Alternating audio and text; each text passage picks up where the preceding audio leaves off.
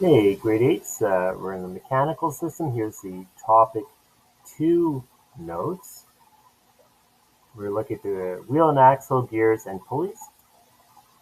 So starts off, here we have a simple winch, which consists of a small cylinder and a crank handle. So there is a lever on here. There is the wheel, and the axle is here. Okay, and so the effort goes on the handle, and this gives us a mechanical advantage. And you can see there's the fulcrum as well, and it shows you the effort arm. And in a wheel and axle, we have two turning objects attached to each other at the center. So there is the wheel, there is the axle. One causes the other to turn, and the fulcrum is at the center where the two join together. This device, wheel and axle, not this specific one, like this specific one is for a speed advantage. Okay, and so if you were to turn the axle here one turn, look at the total distance at this turn, so you get a speed advantage. However, if this was like a steering wheel of a car and you were turning this steering wheel, you would get a mechanical advantage. And so here are some examples of wheel and axles. If you rotate the machine by the axle, you get a speed or a distance advantage. If you rotate the machine by the wheel, you get a force advantage. The greater the difference between the wheel and the axle, the more speed or mechanical advantage you can get. And so mechanical advantage, mechanical advantage, mechanical advantage, all these cases because you are turning the wheel.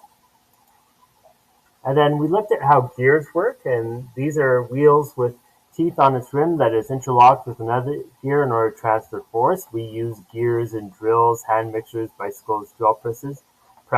If you have two or more gears, you now have a gear train, which is a collection of gears. The gear that you apply the force to, that's the one that you're turning, is a driving gear. And then the one that turns as a result of that is either called a follower gear or the driven gear. Okay, and so in this case, there's the driver gear and there's the follower gear or the driven gear. Okay, and you'll notice that they move in opposite directions. If you turn it this way, the other one turns that way. If you want to get both of these moving in the same direction, like in this case, you have to add another one. So this one goes this way, makes this go the opposite, but then this goes the opposite, and in the end, you end up going in the same direction. And so I'm just going to make sure it fits the screen. There we go.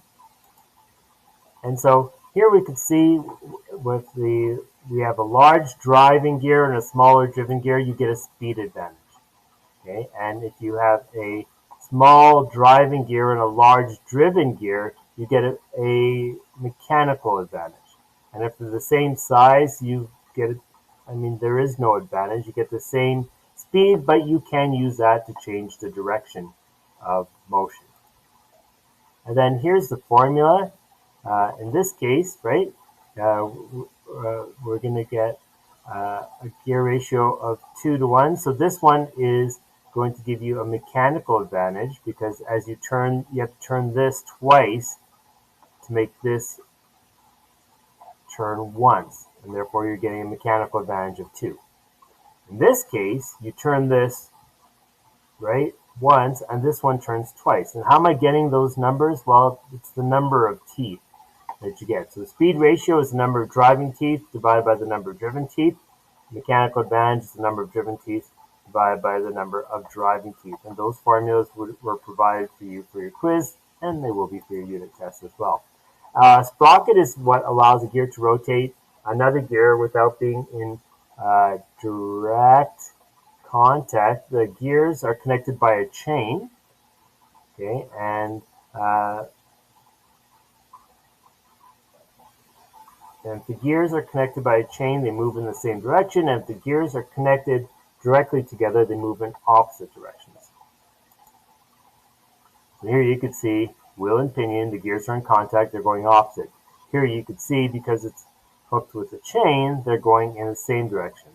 And of course, if you want to find out how many gears there are, you multiply. So for example, if you have 5 different driving gears, hooked up to 4 driven gears. 5 times 4 gives you 20 different combinations. Like the old 10-speed bikes had two at the front, and they had 5 combinations of these, 5 different sprockets at the back. So 5 times 2 gave you a 10-speed. Someone in class was telling me that they had a bicycle with 3 driving gears and 7 driven gears, and 7 times 3 means they had 21 speeds to choose from. And we did the gear calculation worksheet, which was basically just doing the division in order to figure out speed or mechanical advantage. And then we looked at pulleys. There is fixed pulley, so here it's fixed to the roof. So in this case, when you pull, there's no mechanical advantage to this, but you can change the direction of the force. Then there's a movable pulley, in which case the pulley can move with everything. And so when you pull up on this, the pulley moves and moving the weight. And this one has a mechanical advantage of 2 because there's 2 weights, 2 ropes supporting the mast.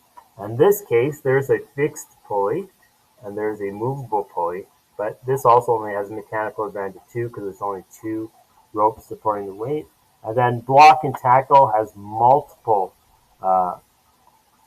combinations, and so in this case, there's still just one movable pulley and one fixed pulley. And so here is a single fixed pulley, mechanical advantage is 1. This is used only to change the direction.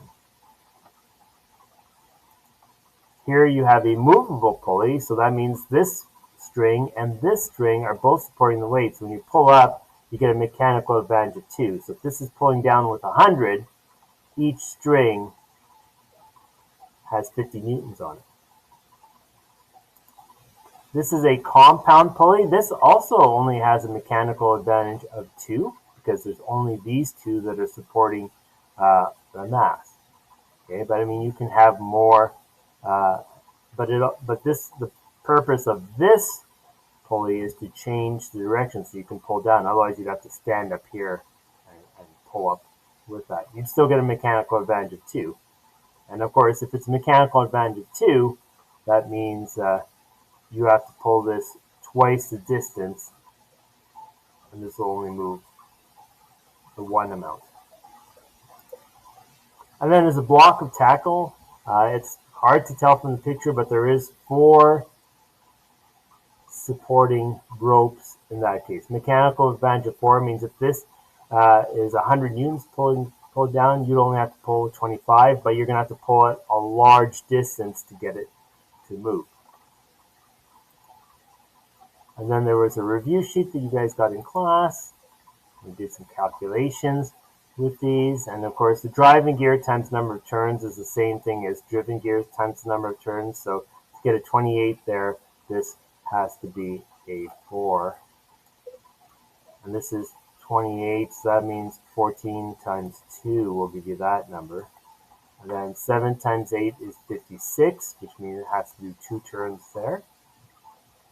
16 times 3 is 48, so that means this also has to do 2 turns there. And that was the end of topic 2 notes, and we wrote a quiz on that.